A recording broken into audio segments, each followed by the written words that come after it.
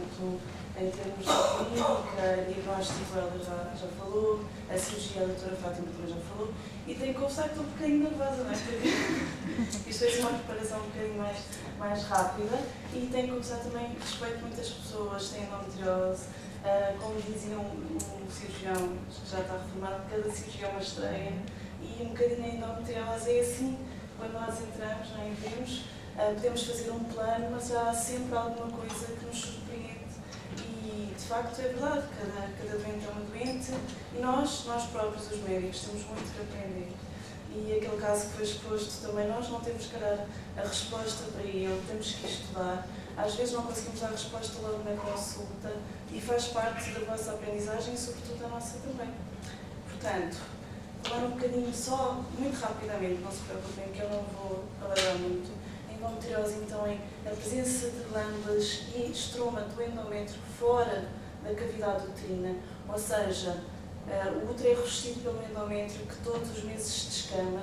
E o que acontece é que estas células que estão na localização habitual aparecem, já se falou um bocadinho da fisiopatologia, fora da cavidade uterina, quer seja no reto, quer seja na bexiga, não é?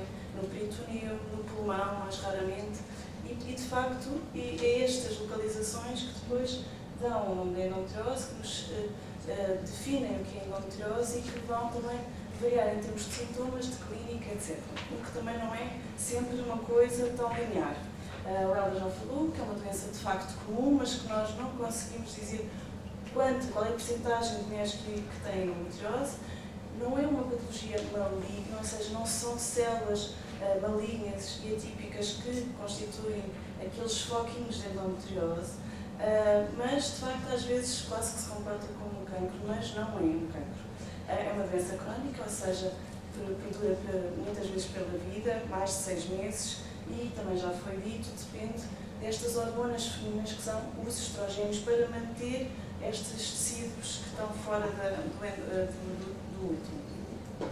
E qual é a importância clínica da endometriose? Porque estão estas duas grandes queixas que são muito importantes na nossa vida, não é? Sobretudo na vida das mulheres e do casal, obviamente, que é a infertilidade e a dor. A infertilidade, não vou falar muito, também vai haver uma exposição à tarde sobre a infertilidade, mas de facto a dor, esta dor que de facto que se mantém, aquela moinha, a dor mais forte, a dor nas relações, a dor na menstruação, a dor nas costas, a dor quando vamos fazer xixi, a dor quando vamos fazer evacuar, e de facto isto limita muito a qualidade de vida das mulheres e de facto é esta a grande importância da endometriose. Portanto, em relação ao tratamento, que a doutora Fátima falou muito bem em termos de tratamento, algumas sociedades acham que então a endometriose deve ser vista como uma doença crónica, como eu falei, portanto uma doença que não é aguda e que persiste ao longo da vida das doentes, que vai requerer que nós, os médicos e as doentes e o casal, façam um plano de avaliação e uma terapêutica de longa duração com o objetivo de tentarmos tirar partido da terapêutica que é médica, que nós podemos fazer no dia-a-dia para tentar evitar estes procedimentos mais agressivos que a doutora Fátima teve a falar. Claro que tem as complicações que a doutora Fátima também disse. No entanto, não podemos esquecer que cada caso é um caso e que às vezes iniciamos uma terapêutica não vai ser eficaz, temos que mudar e temos que estar sempre presentes e disponíveis para poder mudar e esclarecer as dúvidas, portanto a terapêutica é individualizada. Só aqui um resumozinho em relação às opções terapêuticas. A doutora Fátima disse que não deve ser feita a atitude expectante. Eu acho que não é bem assim. Há alguns casos em que se diagnostica uma laparoscopia diagnóstica, se faz, que não era por uma endometriose e que a doente não tem queixas, obviamente não vamos tratar, mas temos que estar atentos e avisar e manter a vigilância para quando aparecer e se aparecer alguma queixa, então nós tratamos, está bem? Depois a analgesia, os anti-inflamatórios, a terapêutica hormonal com a pílula, os agonistas, os prostatativos, o danazol que já é muito menos usado. Fala-se agora dos inibidores da aromatase, mas ainda não é uma opção terapêutica, há de ser para o futuro, e de facto a cirurgia. E eventualmente combinar cirurgia com terapêutica médica. Portanto, isto foi a minha introdução. Aquilo que eu vou falar também muito rapidamente e que me foi pedido, sempre dentro da terapêutica médica, falar da pílula, um bocadinho da pílula, deste novo prostativo que é o Visane, na semiterapêutica cirúrgica, laparoscopia, laparotomia e recidiva pós-cirurgia. Portanto, começando com a pílula, com o anticonceptivo oral combinado, ou seja, que tem estrogénios e prostativos.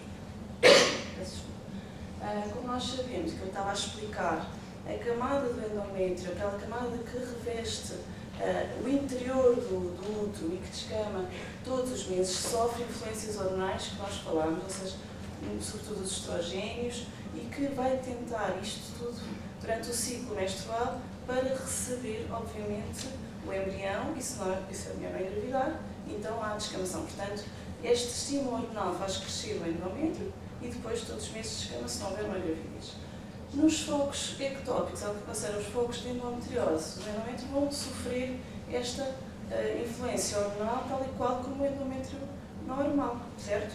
Portanto, a pílula o que faz é inibir a ovulação, fazer com que esse estímulo hormonal normal do ciclo menstrual esteja inibido e, portanto, haver um estado mais hipoestrogénico.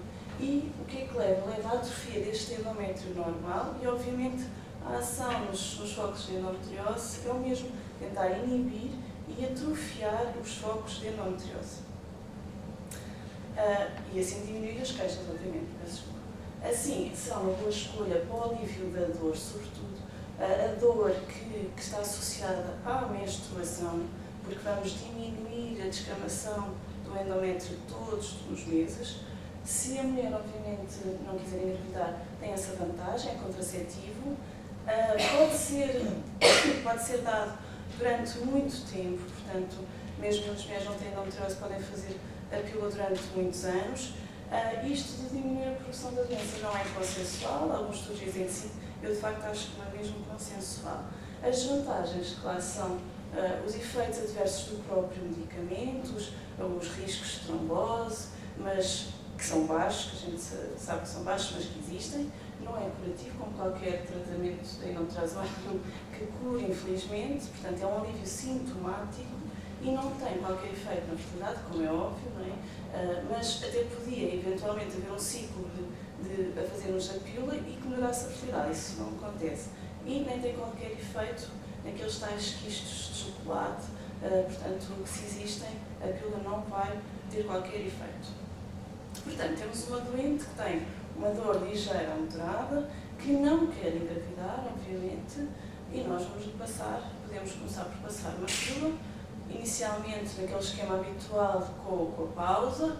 Se de facto mantiver a dor associada à menstruação, podemos fazer uma forma contínua para tentar inibir de facto qualquer descamação que provoque a dor. O segundo ponto, o Visane, parece assim. É o novo medicamento, é o que começamos a falar, porque é um prostativo, portanto é daquele grupo terapêutico hormonal só com prostativos de baixa dose, é feito uma toma oral, portanto com comprimidos, e de facto ele foi projetado, ele foi criado para tratamento específico da endometriose. E os estudos revelam que de facto é eficaz ao final de um ano de toma. Isto é novo e de facto é preciso também deixar que o tempo passe para também nós termos alguma experiência clínica em relação ao Visane.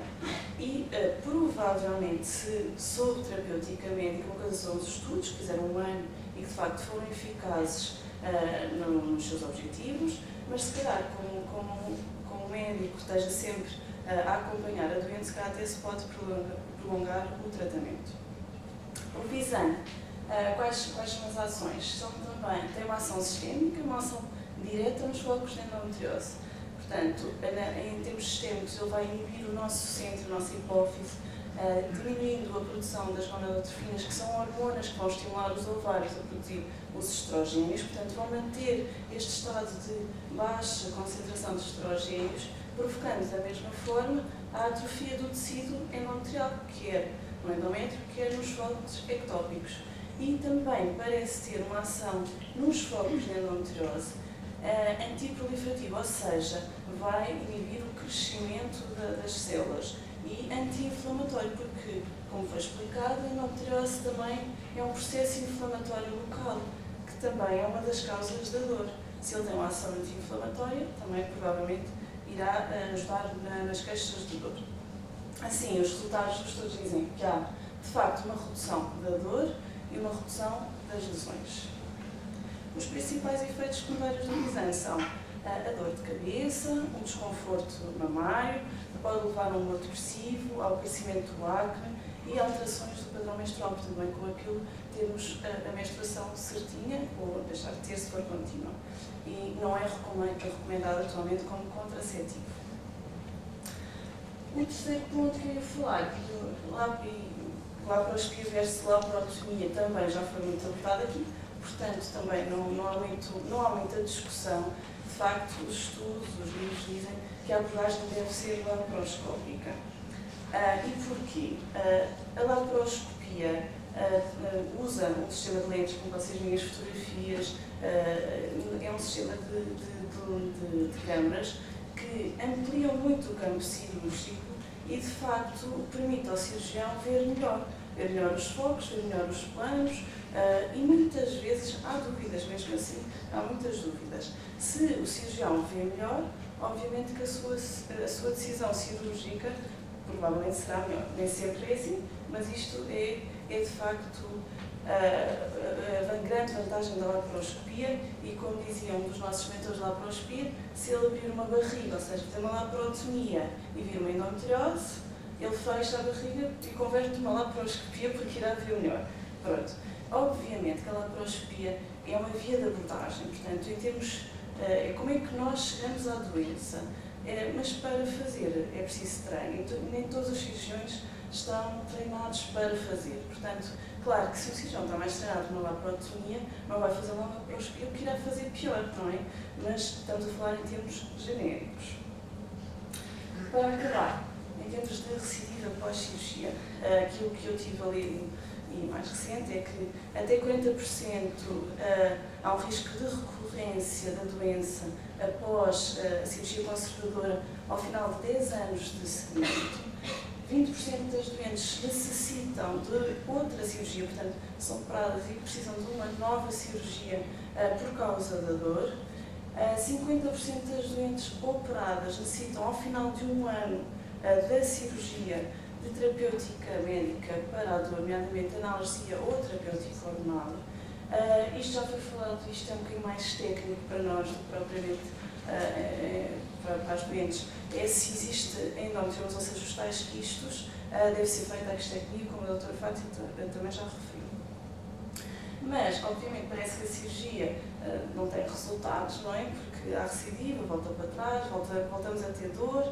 Mas eu peguei aqui, fui buscar aqui um estudo, mas é muito rápido e só vou dizer isto, que compararam, pronto, isto é um estudo de 2006, doentes com endometriose do septo retovaginal, aqueles casos que o Helder falou, ali, aqueles nódulozinhos que estão entre o útero e o intestino, e que uns casos tiveram uma atitude expectante, portanto não fizeram nada, e noutros fizeram a excisão do nódulo, e de facto parece haver uma melhoria significativa da dor, nomeadamente da dor nas relações sexuais. Portanto, para acabar, como eu disse, ia ser rápida, eu penso que quer a pílula, quer o prostativo são boas alternativas para a terapêutica médica da endometriose e depois de nós prescrevemos, temos que vigiar para perceber se de facto está a ser eficaz. A laparoscopia é de facto a via de abordagem cirúrgica preferencial e o risco de recorrência recidiva é relativamente elevado após cirurgia, sobretudo nos sintomas, mas a cirurgia de facto melhora e, em alguns casos, é o que nós temos que fazer e de facto tem resultados como eu mostrei no estudo. Mas cada mulher que eu comecei esta apresentação, cada doente é uma doente, temos que sempre pensar e discutir a terapêutica com a doente e com o casal, o que é que será melhor e, muito importante, é manter a sua vigilância ao longo do tempo, porque às vezes há variações, há coisas novas, há dúvidas, há efeitos adversos da terapêutica, é preciso manter este contacto e a mulher estar à vontade para falar com a sua médica e pôr as dúvidas, etc. E, portanto, era isto que eu queria dizer. Já não sei se...